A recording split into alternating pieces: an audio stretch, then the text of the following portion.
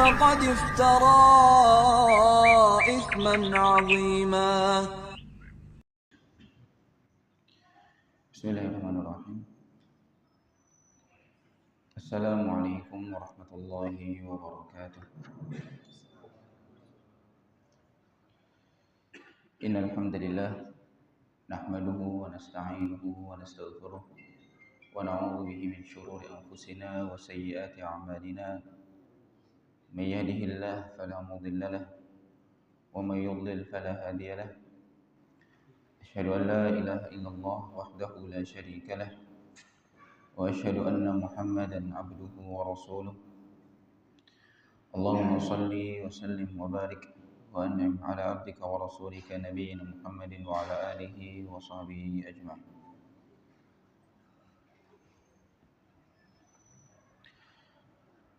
Ikhwati fillah rahimani wa rahimakumullah. Alhamdulillah kita kembali bisa bermuajahah di majelis ini.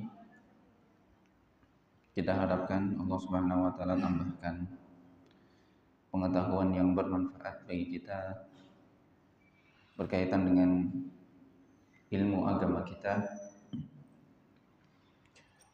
terutama yang sedang kita bahas yaitu tentang fikih. Yang kemarin kita sudah bacakan hadis yang pertama dari kitab Umdatul Ahkam min kalami khairil anam,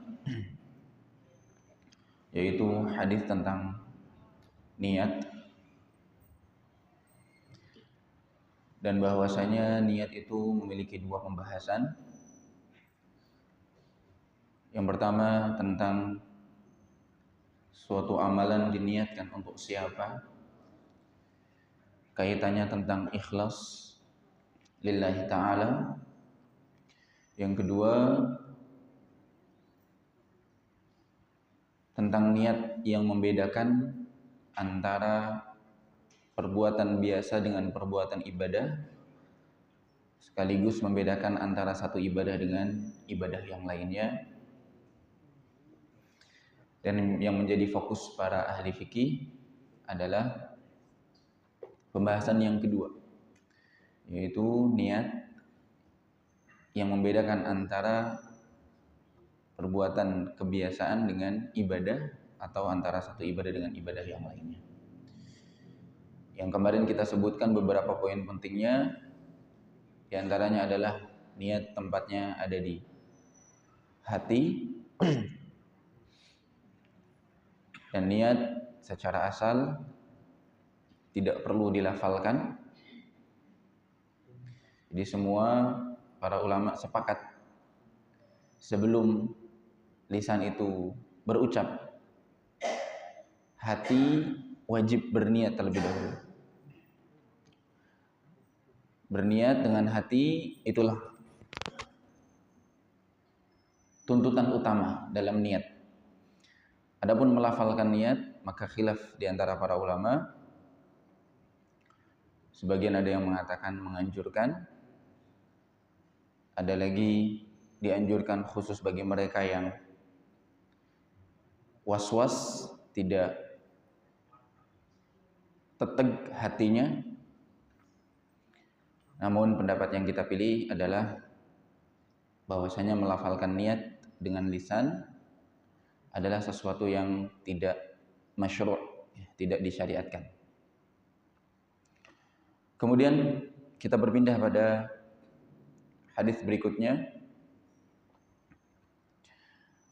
Hadis ini berbunyi, An Abi Hurairah radhiyallahu anhu qala Rasulullah sallallahu alaihi wasallam, la yaqbalu Allahu salata ahadikum idza ahdatha hatta yatawadda.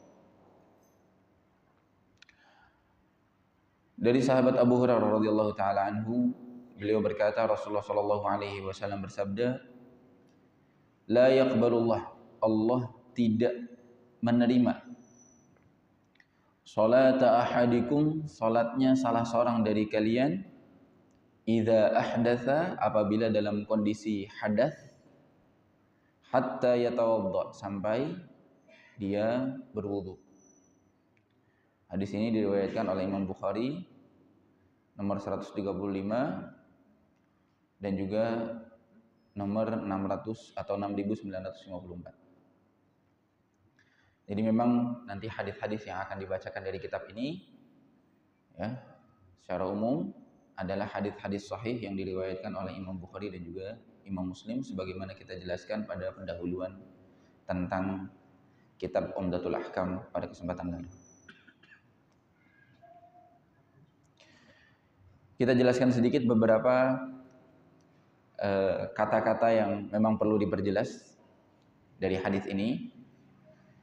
Di antaranya Rasulullah Shallallahu Alaihi Wasallam bersabda, la yaqbalullah.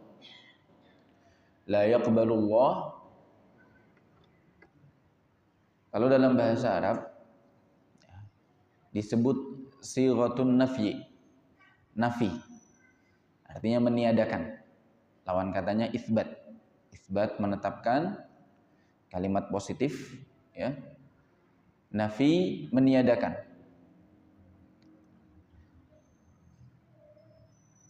Kalimat nafi menurut para ulama yang disebutkan di dalam hadis ini juga mengandung larangan. Bahkan lebih tegas daripada ketika langsung menggunakan larangan. Kalau larangan itu jangan kamu sholat sampai kamu berwudu, itu larangan. Janganlah kamu sholat sebelum berwudu. Tapi sighat atau bentuk kalimat yang digunakan di hadis ini menggunakan sighatun nafi, yaitu meniadakan. La yaqbalullah, Allah tidak menerima.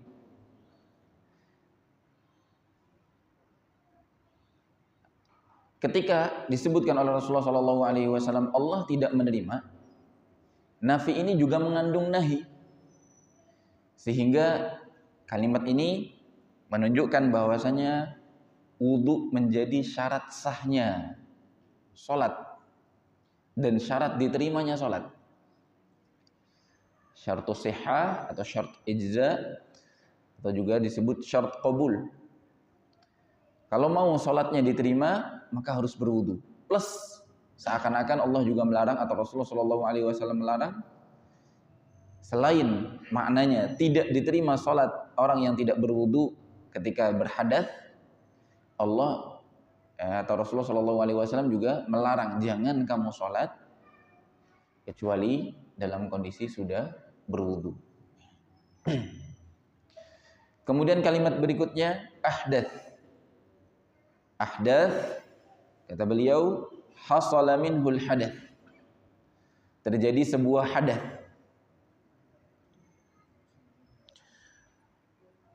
Hadath adalah sifat. Berbeda dengan najis. Najis sifat juga, namun lebih berkaitan dengan zat, benda. Adapun hadath sifat yang abstrak. Najis adalah benda yang kotor, yang pengaruhnya juga sama, menghalangi seseorang dari sahnya sholat ketika dia memakai baju yang najis, terkena najis, tempat sholat yang terkena najis, anggota badan yang terkena najis. Najis-najis ini adalah benda-benda, contohnya air kencing, contohnya kotoran manusia.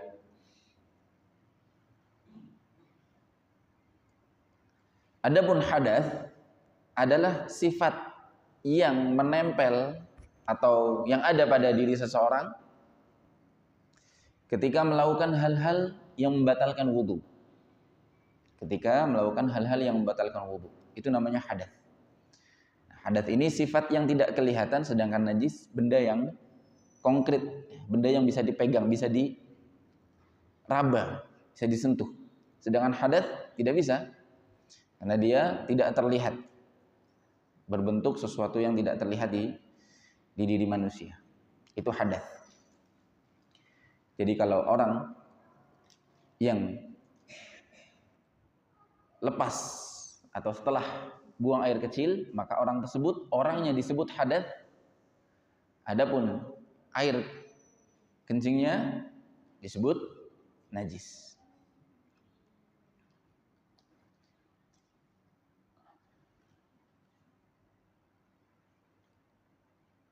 Kemudian kita jelaskan makna global dari hadis ini. Kata beliau, Asy-Syari'ul Hakim arsyada man arada as-salata alla yadkhula fiha illa ala halin hasanatin wa hay'atin jamilah. Syariat yang penuh dengan kebijaksanaan, Allah Subhanahu wa taala yang Maha Bijaksana mengarahkan, memerintahkan setiap seseorang yang ingin salat, setiap seseorang yang ingin salat agar tidak memulai salat, tidak masuk dalam ibadahnya kecuali dalam kondisi yang begitu istimewa, dalam kondisi yang begitu bagus, indah, suci. Apa alasannya? Kata beliau, li'annaha as-silatul wathiqatu bainar rabbi wa 'abdi. Di antara hikmahnya adalah karena memang salat adalah kesempatan seseorang untuk berkomunikasi dengan Tuhannya. Seorang hamba dengan Allah Subhanahu wa taala, momen untuk berhubungan dengan Allah Subhanahu wa taala sebagai Rabb-nya adalah saat seorang salat. Disebutkan lagi dalam suatu hadis, aqrabu ma yakunul abdu min rabbih inda sujud. Posisi seseorang merasa begitu dekat dengan Allah, dengan Rabb-nya adalah saat bersujud. Fa'aktsiru fihi du'a.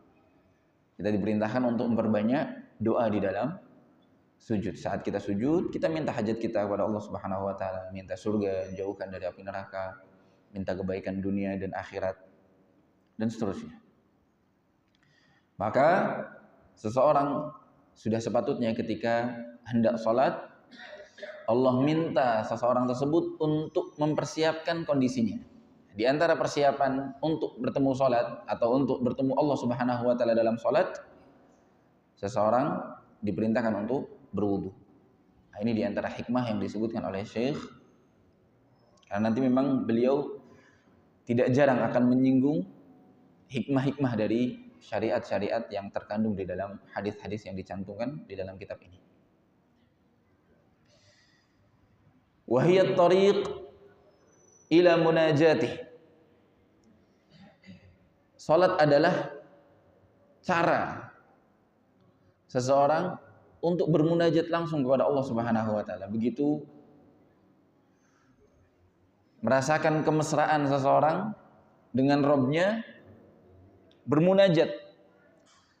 Karena memang seseorang ketika sholat diperintahkan menghadirkan pembawaan di dalam hatinya, dalam dirinya, dalam pikirannya bahwa Allah sedang melihat dia.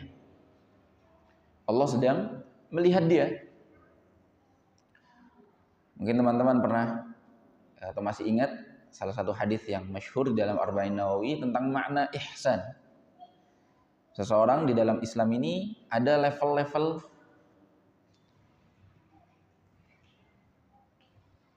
kedekatan atau keimanan seseorang, keislaman seseorang. Yang pertama adalah level Islam yang berkaitan dengan amalan-amalan zahir, rukun Islam. Yang 5, kemudian level berikutnya adalah al-iman, berkaitan dengan keyakinan-keyakinan yang ada di hati. Kemudian derajat yang tinggi yaitu al-ihsan. Apa di antara maknanya? Al-ihsan ini ketika ditanyakan oleh malaikat Jibril yang sedang menyamar menjadi seorang laki-laki yang berguru kepada Rasulullah SAW, padahal niatnya ingin mengajarkan kaum muslimin, di antaranya adalah para sahabat. Malaikat Jibril berkata, "Mal ihsan?" Atadri mal ihsan? Beliau mengatakan, "An ta'budallah ka'annaka tarah, fa in lam takun tarah fa innahu yarak. Engkau menyembah Allah Subhanahu wa taala seakan-akan engkau melihatnya. Fa illam takun tara fa innahu yarak. Kalau kamu tidak melihatnya, dan memang kita tidak bisa melihat Allah kecuali nanti di akhirat, di surga. Salah satu nikmat yang Allah janjikan adalah seseorang bisa memandang Allah Subhanahu wa taala di surga kelak. Tapi di dunia kita tidak bisa. Maka Nabi mengatakan, kalau kamu tidak bisa melihat Allah, maka rasakan, hadirkan pembawaan bahwasanya Allah melihat engkau. Ini salah satu derajat ketakwaan seseorang yang begitu tinggi saat beribadah, merasakan Allah Subhanahu wa taala melihat kita. Seseorang saat membawa pembawaan seperti ini, dia akan selalu berusaha memperbaiki ibadahnya, tidak sembarangan. Seseorang ketika dia sholat tanpa menghadirkan pembawaan seperti ini, dia akan sholatnya biasa-biasa saja. Rukuknya tidak disempurnakan, ya, berdiri sambil mungkin banyak-banyak gerak, goyang-goyang kanan kiri, garuk-garuk dan lain sebagainya. Sujudnya tidak merenggangkan antara perut dengan paha, antara paha dengan lutut, antara lengan dengan perut atau dengan bagian samping badan. Dia akan sujud seadanya, rukuk seadanya, berdiri seadanya. Tapi orang yang menghadirkan pembawaan bahwasanya dia disaksikan oleh Allah Subhanahu wa taala, maka dia akan mencoba memperbaiki salatnya. Maka di sini Syekh mengingatkan kembali, seseorang ketika mau bertemu dengan Allah di salatnya, tidak lupa di antara syaratnya dia harus berwudu. Yang mana wudu ini memang dari kalimat wadha'ah. Wadha'ah artinya jamilah, jamal, keindahan. Wadhi artinya orang yang berparas, ganteng, atau enak dipandang. Wudu membuat seseorang suci dan bersih ketika dia menghadap Allah Subhanahu wa taala. Di antara yang juga disebutkan oleh Nabi SAW adalah hadis qudsi yang menunjukkan benar-benar orang yang sedang salat sedang berkomunikasi dengan Allah Subhanahu wa taala. Allah Subhanahu wa taala berfirman dalam hadis qudsi, qasamtus salata baini wa baina 'abdi nisfain. Aku bagi salat itu setengah-setengah, untukku setengah dan untuk hambaku setengah. Apa maksudnya salat di sini? Bacaan surat Al-Fatihah. Bacaan surat Al-Fatihah. Kata Allah Subhanahu wa taala, qasamtu shalah, aku bagi salat itu setengah untukku dan setengah untuk hambaku. Fa idza qala al-'abdu alhamdulillahi rabbil alamin, kalau si hamba membaca alhamdulillahi rabbil alamin, qultu hamidani 'abdi. Kalau hambaku mengucap alhamdulillahi rabbil alamin, aku mengatakan atau aku menjawab, hambaku telah memujiku. Wa idza qala ar-rahmanir rahim, apabila si hamba membaca ar-rahmanir rahim, qultu athna alayya 'abdi. Lagi-lagi hambaku menyanjungku dengan ucapan ar-rahmanir rahim. Wa idza qala maliki yaumiddin qultu majjadani 'abdi. Apabila hambaku membaca maliki yaumiddin, yang merajai hari ad-din, hari pembalasan, aku akan mengatakan majjadani 'abdi, hambaku memuliakanku, mengagungkanku. Kemudian iyyaka na'budu wa iyyaka nasta'in. Hadza baini wa baina 'abdi. Dari sinilah mulai pertengahan. Iyyaka na'budu masih untuk Allah Subhanahu wa taala, dari mulai Al-Fatihah alhamdulillahi rabbil alamin, arrahmanir rahim, maliki yaumiddin, iyyaka na'budu, hanya kepadamu kami menyembah, itu untuk Allah. Wa iyyaka nasta'in. Di sini mulai untuk si hamba. Mulai minta, ya Allah, hanya kepadamu kami meminta pertolongan. Ihdinas siratal mustaqim. Kita minta lagi untuk diri kita. Ya Allah, hadiahi kami hidayahi kami siratal mustaqim, jalan yang lurus. Siratal ladzina an'amta 'alaihim ghairil maghdubi 'alaihim waladdallin. Kenapa surat Al-Fatihah disebut as-shalah? Karena memang surat Al-Fatihah selalu terulang-ulang di dalam salat, maka dijuluki oleh Allah Subhanahu wa taala surat Al-Fatihah sebagai as-shalah. Ini beberapa athar yang menunjukkan memang dalam salat kita sedang berkomunikasi dengan Allah Subhanahu wa taala. Sudah sepatutnya seseorang ketika salat menghadirkan pembawaan bahwasanya dirinya sedang berada dekat dengan Allah Subhanahu wa taala. Allah ada di hadapan dia. Kalau kita tidak melihat Allah Subhanahu wa taala dan memang kita tidak mampu, zatnya ada di atas arsy, tapi kita yakin 100% bahwasanya Allah menyaksikan kita. Nah, di antara tuntunannya adalah hadis ini kita diperintahkan untuk berwudu. Lidza amarahu bil wudu'i wa taharati fiha. Karena salat adalah tempat seseorang bermunajat dan berkomunikasi, berhubungan dengan Allah Subhanahu wa taala, maka Allah perintahkan untuk berwudu dan bersuci. Wa akhbarahu annaha mardudatun ghairu maqbulatin bighairi dzalik. Lalu dikabarkan atau disampaikan bahwasanya salatnya tidak akan diterima, tertolak, ya. Tidak akan diterima atau tertolak tanpa berwudu. Baik ikhwas sekalian rahmatullah subhanahu wa taala, kita sebutkan beberapa faidah dari hadis ini. Yang pertama, Syekh mengatakan faidah yang bisa diambil dari hadis ini, anna salatal muhdithi la tuqbalu hatta yatatahhar minal hadatsainil akbari wal asghar.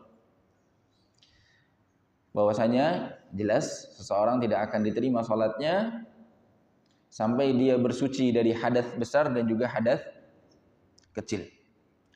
Hadas itu sendiri kita sudah sebutkan bahwasanya hadas adalah sifat yang menempel pada diri seseorang ketika dia telah melakukan pembatal wudu atau yang semisalnya.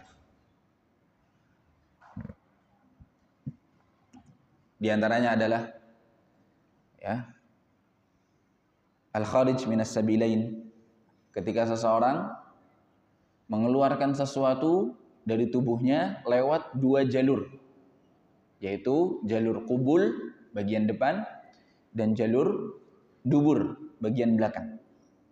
Apapun yang keluar dari dua tubuh ini atau dua jalan ini maka disebut dia telah berhadas. Ya. Dan itu macam-macam.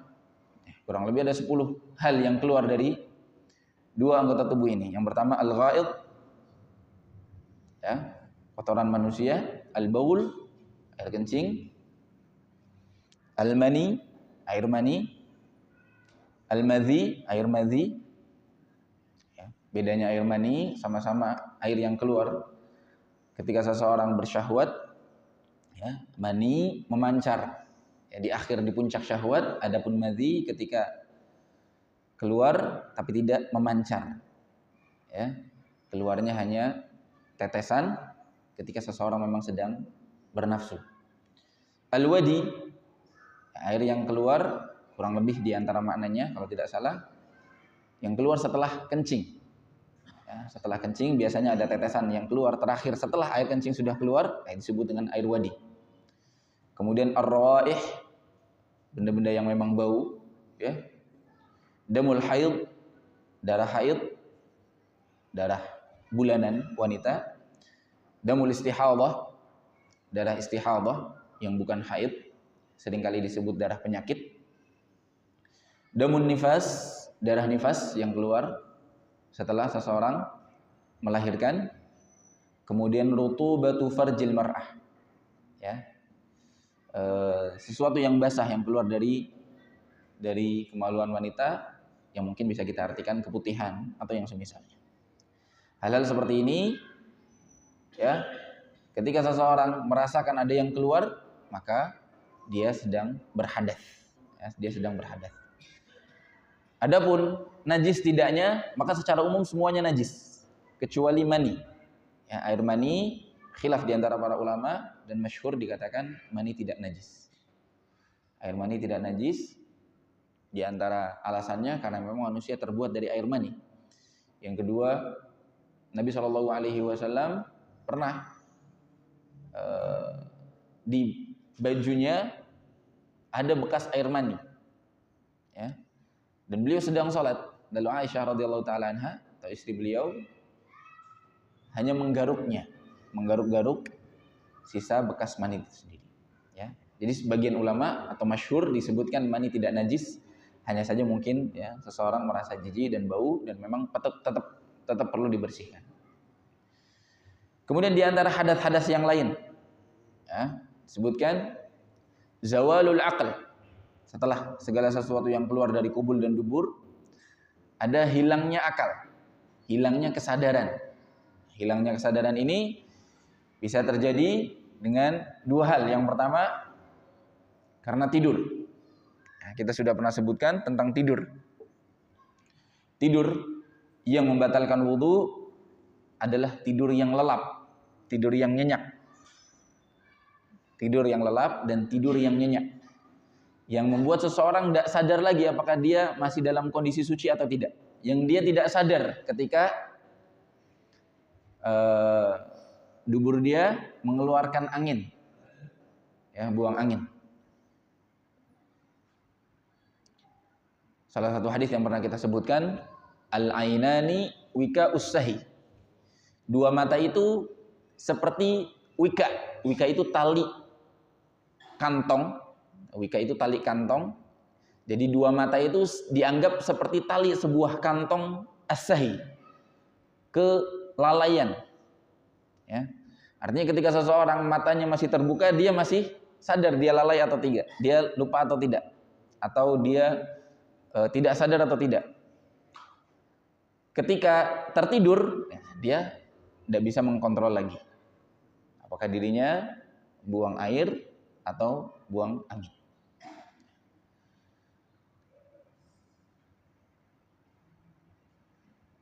Ada suatu kejadian di zaman Rasulullah SAW ketika beliau SAW terlambat keluar masjid dan para sahabat sudah menunggu. Kalau tidak salah waktu itu sholat isya. Sholat isya, para sahabat sudah datang di masjid dan menunggu begitu lama. Nabi SAW tidak keluar, atau terlambat keluar, sampai para sahabat terkantuk-kantuk duduk sambil kepalanya yutaqti'un ru'usahum. Jadi terjatuh kayak ngangguk-ngangguk, ketiduran. Dan disebutkan dalam riwayatnya ketika Nabi SAW datang, mereka langsung membuat shaf tanpa berwudu lagi. Kemudian para ulama menyimpulkan bahwa tidurnya para sahabat ini tidak membatalkan wudu karena tidurnya ringan dan masih membuat mereka sadar. Terutama seseorang saat tidur ketika duduk, ya. Namun perlu diperhatikan, sebenarnya yang jadi patokan bukan bentuk tidurnya, duduk atau berbaring, ya. Yang menjadi patokan adalah seseorang tidurnya nyenyak atau tidak. Ada orang yang tidurnya dalam kondisi duduk tapi tetap nyenyak, lelap, bahkan sampai mohon maaf, ya, mendengkur. Makanya kami pernah sampaikan dalam suatu khutbah Jumat, di antara hukum-hukum sholat Jumat, ketika seseorang telah tertidur lelap dan merasa dia sudah tidak sadar sampai mendengkur, maka lebih baik dia keluar lagi, kemudian memperbarui wudu, barulah dia mengikuti sholat Jumat berjamaah. Kalau maksudnya tidurnya hanya ngeliyep, istilahnya dalam bahasa kita, dan merasa kita insya Allah masih sadar, maka tidak perlu mengulangi wudu sebagaimana yang dilakukan oleh para sahabat Nabi SAW.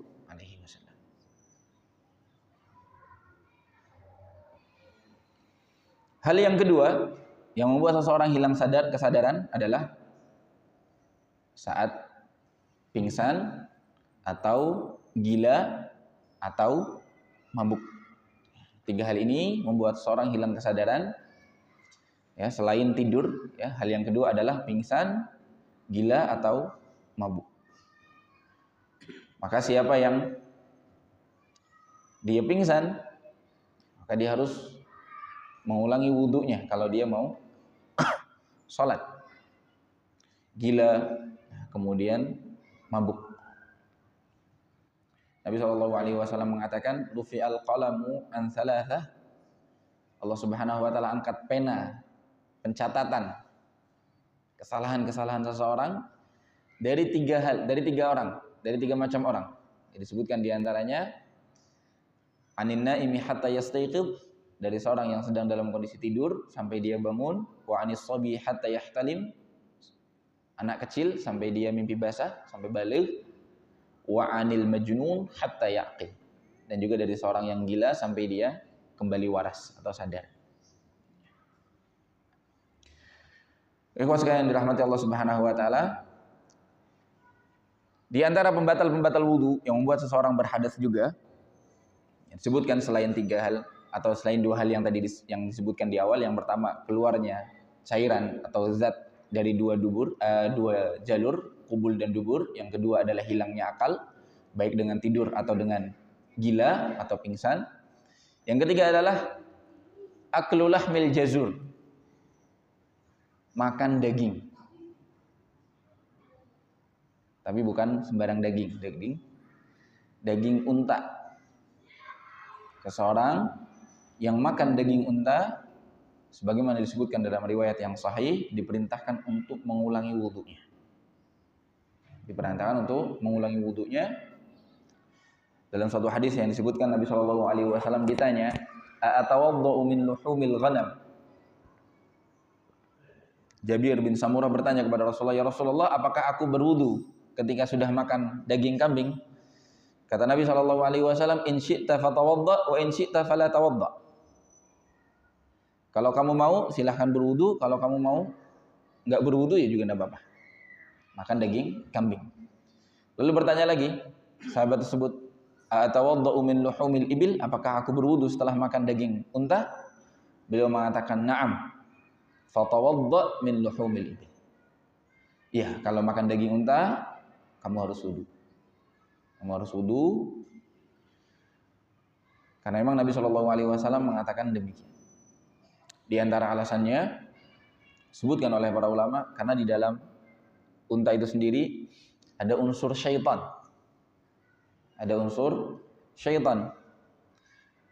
Banyak juga yang mengatakan dagingnya membuat tubuh itu mungkin merasa panas atau dan lain sebagainya, yang mungkin tidak dirasakan secara jelas, tapi disebutkan demikian.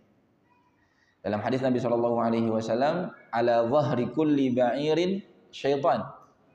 Nabi SAW mengatakan, di atas setiap punggung unta ada seorang syaitan. Ada seorang syaitan. Fa idza rakibtumuha fasammullaha azza wa jalla. Apabila kalian sudah naik, maka jangan lupa mengucapkan bismillah saat naik unta. Memang sebenarnya mengucapkan bismillah dianjurkan ketika kita menunggangi kendaraan apapun. Bismillah, subhanalladzi sakhkhara lana hadza wa ma kunna lahu muqrinin wa inna ila rabbina lamunqalibun. Ya. Namun di sini diperjelas lagi ketika menunggangi unta, karena di atas punggung untanya ada seorang syaitan. Hadisnya diriwayatkan oleh Imam Ahmad, Imam Ad-Darimi, Ibnu Hibban, Imam Al-Hakim, dan disahihkan oleh Syekh Muhammad Nasruddin Al-Albani. Dan kalau disebut daging unta, bukan maksudnya hanya dagingnya saja, kemudian kita bilang kalau kita cuma makan lemaknya saja misalnya gimana, atau makan kulitnya saja gimana, maka sama saja ya. Nabi SAW mengucapkan daging unta secara umum, ya, diwakili dengan istilah daging. Namun yang membuat seseorang batal wudunya adalah semua unsur dari unta tersebut. Sama seperti ketika Allah Subhanahu wa taala dan Rasulnya mengharamkan daging babi, bukan berarti ya lemaknya boleh ya, atau kulitnya boleh, tetap diharamkan. Semua dari unsur hewan yang disebutkan. Beberapa hal yang sering dianggap membatalkan wudu padahal tidak membatalkan wudu. Ya, beberapa hal yang dianggap membatalkan wudu tapi padahal tidak membatalkan wudu secara umum. Di antaranya al-qai, muntah. Muntah tidak membatalkan wudu. Muntah itu membatalkan puasa. kalau disengaja. Ar-ru'af, mimisan, ya, mimisan tidak membatalkan wudu. Ya. Khurujud dam min ghairis sabilain, keluarnya darah tapi dari selain dua jalur yang tidak tadi kita sebutkan, qubul dan dubur. Kemudian disebutkan lagi, yang ini khilaf, kalau yang ini massul mar'ah, menyentuh perempuan. Menyentuh perempuan, ya, disebutkan tidak membatalkan wudu bagi sebagian ulama, namun sebagian ulama menganggapnya batal. Namun wallahu a'lam bishawab, pendapat yang kami pilih adalah tidak membatalkan wudu. Ya. Mereka yang beranggapan bahwasanya menyentuh perempuan membatalkan wudu adalah hadis ayat Nabi ayat Allah Subhanahu wa taala yang berbunyi aula mastumun nisa.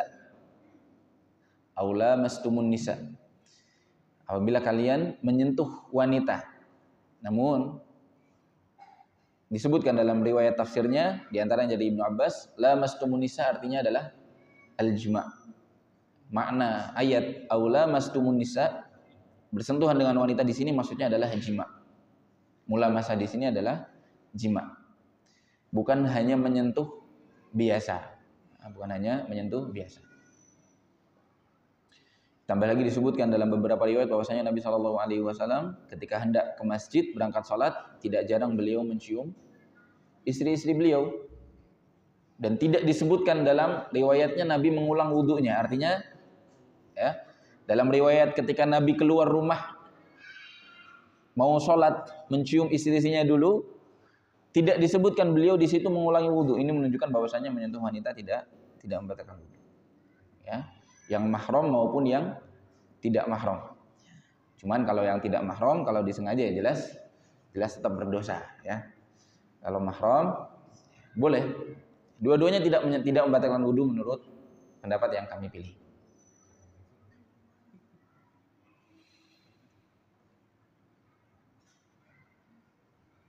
Taib, ikhwas yang dirahmati Allah Subhanahu wa taala, di antara faedah yang lain, annal hadath naqidun lil wudu. Kita sudah sebutkan tadi bahwasanya hadath membatalkan wudu.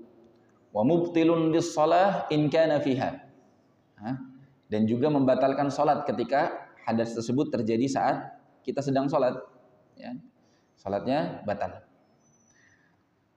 Kemudian faedah yang ketiga yang disebutkan oleh Syekh Abdullah Al-Bassam dalam kitabnya Taysirul Alam Syarah Umdatul Ahkam, beliau mengatakan al-muradu bi'adamil qabuli huna adamu sihhatis shalah wa adamu ijza'iha. Tidak diterima maksudnya adalah tidak sah salatnya atau tidak dianggap. Ya, salatnya tidak dianggap, tidak terpakai.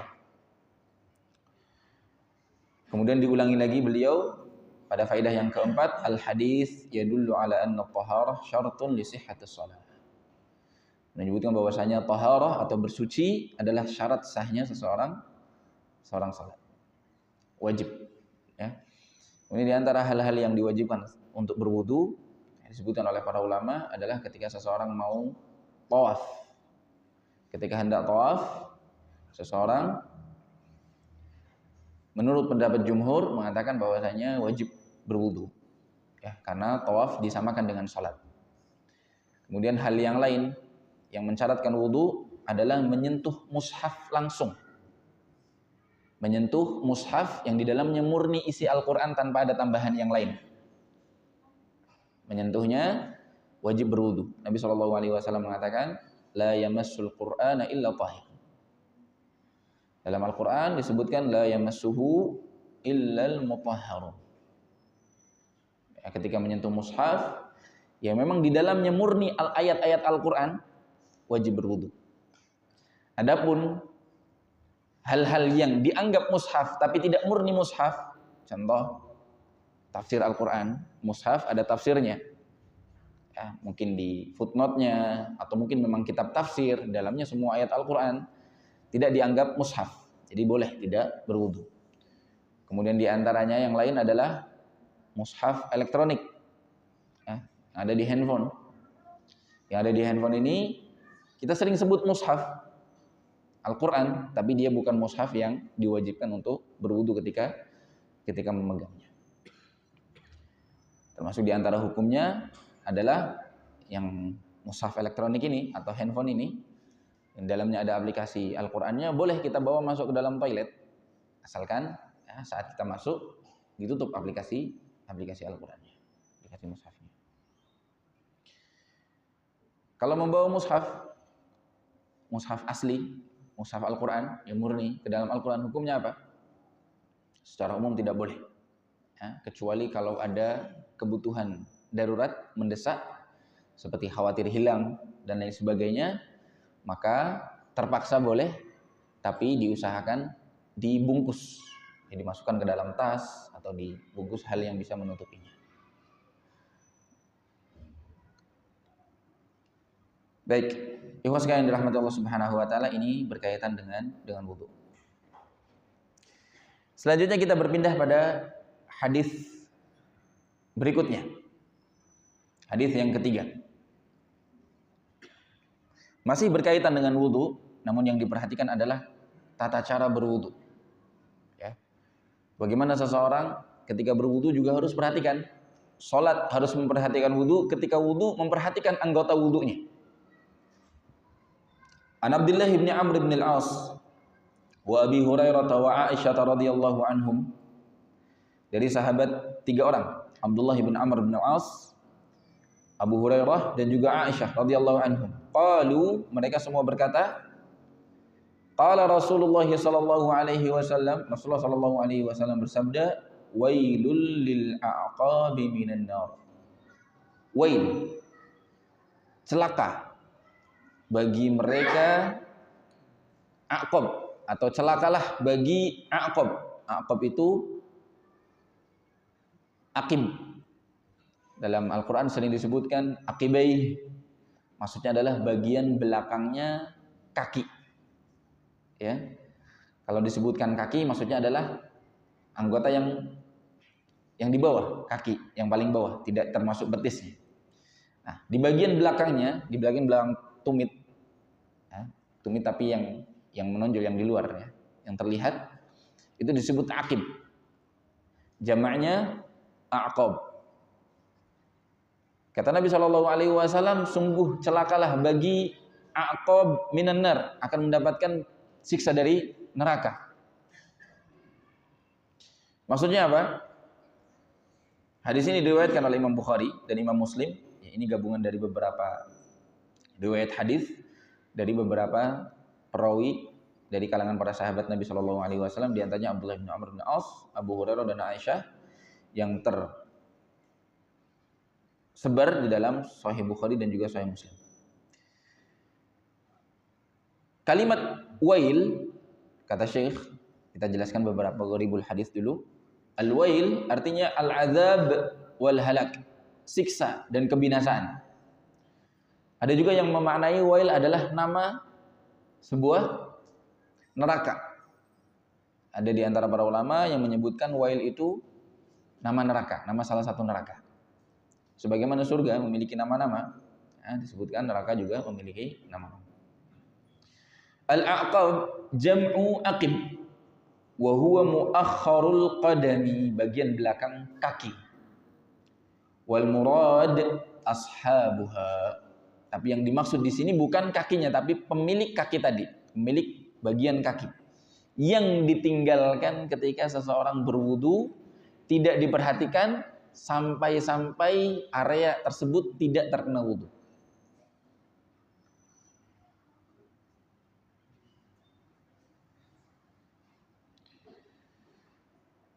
Kata beliau, wa al atau alif lam fil a'qab lil ahd, ay al a'qabul lati la yanaluha al ma'u wa bihadza yastaqimul wa'id.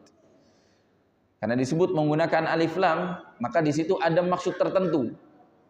Maksudnya bukan semua bagian belakang kaki, bukan semua a'qab itu mendapatkan siksa dari neraka, tetapi a'qab yang khusus, yaitu a'qab yang tidak terkena air wudu. Dan inilah area yang paling sering terlewatkan ketika seseorang berwudu. Apalagi ketika seseorang berwudu terburu-buru, Ya.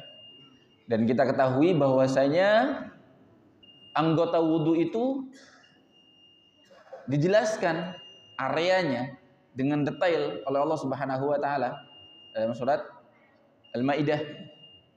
Ya, bagian wajah mana yang diusap atau banyak mana yang dibasuh, tangannya sampai mana, kakinya sampai mana, kepala dan seterusnya. Sehingga ketika memang disebutkan secara detail, kita harus memastikan semua anggota tubuh itu, semua areanya terkena wudu. Sebaliknya ketika ada area yang tidak terkena wudu, resiko seseorang tersebut sholatnya tidak sah karena wudunya tidak sempurna. Kita lanjutkan sedikit insyaallah setelah dikumandangkan azan. Baik, ikhwas sekalian dirahmati Allah Subhanahu wa taala. Sebelumnya tadi kita sebutkan bahwa anggota wudu memiliki area yang memang wajib harus kita basuh sebagaimana tercantum di dalam Al-Qur'an surat Al-Maidah yaitu ayat yang ke-6, ya ayyuhalladzina amanu idza qumtum ilas salati faghsilu wujuhakum, basuhlah wajah-wajah kalian, wa aydiyakum ilal marafiq, kemudian yang kedua tangan sampai lengan atau sampai siku, ya, sampai siku ilal marafiq, wamsahu biruusikum, lalu usaplah kepala-kepala kalian, wa arjulakum ilal ka'bain, lalu basuhlah kaki sampai ka'bain, kedua mata kaki. Kaki-kaki sampai kedua mata kaki. Anggap ini kaki, ya. Kita tahu ada mata kakinya. Maka sampai kedua mata kaki ini terkena air wudu, barulah sempurna wudu dia. Bagian belakang kaki ini disebut aqib. Aqab. Inilah bagian belakang kaki yang sering tidak terkena air wudu. Yang Nabi Shallallahu alaihi wasallam ancam di dalam hadis ini dengan sabda beliau, wailul lil aqabi minan nar. Ya. Kita bacakan sedikit penjelasan Syekh. Beliau mengatakan, yuhadzirun Nabi sallallahu alaihi wasallam minat tahawuni bi amril wudu'i wat taqsiri fih. Nabi mewanti-wanti, memperingatkan tentang sikap seseorang yang tidak peduli, lalai, ya, tidak perhatian, kurang menyempurnakan berwudu. Wa yahussu 'ala al-i'tina'i bi itmamihi. Sekaligus Nabi menganjurkan untuk selalu menyempurnakan wudu. Ya, menyempurnakan wudu. Walamma kana mu'akhkharur rijli ghaliban la yasilu ilaihi ma'ul wudu. Dan ketika bagian belakang kaki, jadi aqib, ya. Atau boleh kita bilang atas tumit, ya, bagian tumit itu yang di belakang, tidak sampai kepadanya air wudu, fayakunul khalal fi taharati was-salati min. Maka disitulah celah dalam berwudu, yang wudunya menjadi tidak sah. Akhbara anna al-'adzaba munsabbun alaihi. Ya, celahnya di situ ketika seseorang lalai dalam berwudu, maka Nabi Shallallahu alaihi wasallam berikan atau ancam dengan wail atau siksaan bagi orang yang wa ala sahibihi al-mutahawini fi taharati syar'iyyah. Dalam berwudu dia tidak peduli atau lalai. Sehingga, ya, teman-teman sekalian dirahmati Allah Subhanahu wa taala, di antara yang perlu diperhatikan ketika seseorang berwudu, dia berusaha sebisa mungkin memastikan semua area wudunya terkena. Ada permasalahan terkait apa hukumnya melebarkan atau meluaskan air wudu sampai melebihi area yang wajib dibasuh. Apa hukumnya? Yang masyhur disebutkan, dianjurkan, ya. Memang ada hadis Nabi Shallallahu alaihi wasallam, Nabi itu nanti akan kenal dan faham umatnya yang mana ketika berkumpul di padang mahsyar dari bekas wudu. Kata beliau, inna ummati yud'auna yaumal qiyamati ghurran muhajjalina min atharil wudu. Sesungguhnya umatku akan dipanggil di hari kiamat dengan kondisi yang bersinar, mengeluarkan cahaya, cerah. Min atharil wudu, dari bekas-bekas wudu mereka. Sehingga kita diperintahkan untuk memperhatikan wudu kita agar sempurna. Kalau misalnya wudu kita belang, ada anggota yang tidak terkena wudu, bisa jadi nanti saat dikumpulkan di hari kiamat, sinarnya juga belang-belang nanti. Artinya dia tidak sempurna. Akan terlihat mana yang terkena wudu dengan mana yang tidak terkena wudu dari anggota-anggota yang memang wajib dibasuh. Ini keistimewaan khusus bagi umat Nabi Shallallahu Alaihi Wasallam yang menjadi tanda ketika nanti berkumpul dengan semua umat, termasuk umat-umat sebelum Nabi Muhammad Shallallahu Alaihi Wasallam di padang mahsyar.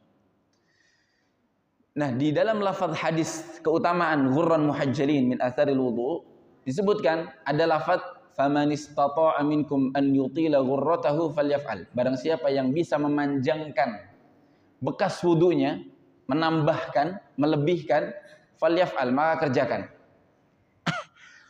Namun potongan hadis ini atau anjuran untuk melebihkan wudu, melebihi anggota yang wajib dibasuh, ini dikritisi oleh para ulama. Karena ada madarat, yaitu berlebih-lebihan. Bisa berdampak berlebih-lebihan dalam beragama. Karena kita dianjurkan dalam beragama tawassut, menjadi seorang yang moderat, tidak terlalu mengurangi, tidak juga terlalu melebihkan. Tengah-tengah sesuai sunnah Nabi Shallallahu Alaihi Wasallam. Ditambah lagi seseorang bisa dianggap musrif atau mubadzir, ya, berbuat israf, sia-sia, membuang-buang air wudu. Apa orang berwudu kemudian dibilang musrif, dibilang berlebih-lebihan? Iya. Nabi Shallallahu Alaihi Wasallam pernah menegur salah seorang sahabat yang berwudu begitu memakai air yang banyak, begitu banyak air yang dia pakai. Lalu sahabat itu bertanya, afil ma'i saraf? Dikira dia israf itu hanya dimakan saja, minum saja, pakaian saja. Kulu washrabu wala tusrifu. Ternyata dalam penggunaan air selain makan dan minum pun bisa dianggap israf. Kata Nabi SAW, na'am, wa in kunta ala nahrin jar. Iya, meskipun kamu berwudu di atas sungai yang mengalir, tetap tidak boleh berlebihan, kata Nabi SAW. Dan setelah ditelisik, ternyata tambahan lafaz yang tadi di hadis pertama, inna ummati yud'auna yaumal qiyamati ghurran muhajjalina min atharil wudu, yang menjelaskan bahwa umatku akan dikumpulkan di hari kiamat dengan cerah dan bersinar dari sisa wudu. Kemudian akhir lafadznya faman istata'a minkum an yutila ghurratahu. Anjuran untuk memanjangkan itu ternyata bukan dari Nabi Shallallahu Alaihi Wasallam, ternyata itu tambahan dari perawi. Bisa jadi perawi hadis itu kalau tidak salah Abu Hurairah atau perawi yang lain setelah generasi Abu Hurairah radhiyallahu taala anhu, sehingga tidak memastikan bahwasanya hal ini patut dilakukan, yaitu melebih-lebihkan wudu. Kalau kita pernah melihat ada orang berwudu, tangannya yang diperintahkan sampai siku, ada yang berwudu sampai ototnya, sampai pundaknya, ya, sampai menyentuh pundak. Nah, ini menurut kami ini termasuk berlebihan dalam beragama dan juga bisa dianggap mubadzir, ya, karena memang yang diperintahkan hanya sampai siku. Kalau melebihkan sedikit untuk memastikan bahwa yang wajib itu terkena, boleh-boleh saja. Dari siku kita tambahkan 1 senti atau 1 inci untuk meyakinkan, oh ini udah. Tapi kalau misalnya lebihnya terlalu banyak, menurut kami ini malah makruh. Ada yang kaki diperintahkannya sampai mata kaki, tapi berwudunya malah sampai lutut, bahkan paha dibasuh. Nah, ini juga menurut kami, wallahu a'lam bishawab, tidak dianjurkan, bahkan bisa menjadi makruh karena berlebihan atau mubadzir. Wallahu a'lam bishawab. Insyaallah kita lanjutkan dengan hadis-hadis yang lain dan faedah-faedah yang lain dalam tata cara bersuci ini, termasuk diantaranya berwudu. Ada sunnah-sunnahnya yang akan kita sebutkan nanti dan juga wajib-wajibnya. Di kesempatan yang akan datang kita cukupkan dengan doa kafaratul majelis. Jazakumullah khairan katsiran. Saya juga mohon maaf apabila ada kata-kata yang kurang berkenan atau mungkin penjelasannya kurang jelas. Insyaallah kita lanjutkan di kesempatan mendatang. Sallallahu ala nabiyina Muhammad wa ala alihi wasallam. Assalamualaikum warahmatullahi wabarakatuh. بالله فقد افترى إثما عظيما.